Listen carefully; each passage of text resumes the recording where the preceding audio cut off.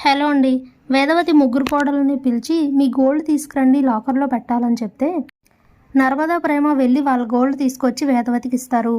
శ్రీవల్లి మాత్రం ఇంకా రాకపోవడంతో చాలాసేపు వెయిట్ చేసి బ్యాంక్ టైం అయిపోతుంది, వెళ్ళి శ్రీవల్లిని పిలుచుకురా అని చెప్తే నర్మద శ్రీవల్లి రూమ్ దగ్గరికి వెళ్ళేసరికి వాళ్ళ అమ్మతో ఫోన్ మాట్లాడుతూ ఉంటుంది.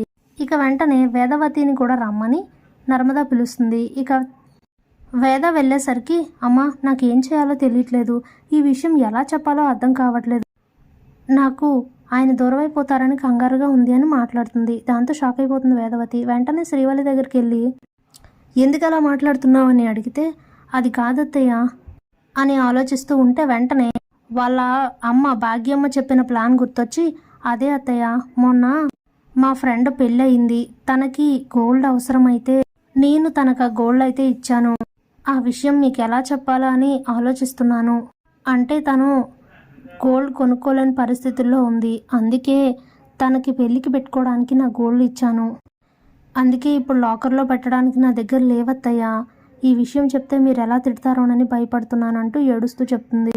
అప్పుడే వేదవతి దీనికి ఎందుకమ్మా అంత బాధపడుతున్నావు, నాకు అలా హెల్ప్ చేసే వాళ్ళంటే చాలా ఇష్టం అని సంతోషిస్తూ వెళ్ళిపోతుంది. Thanks for watching.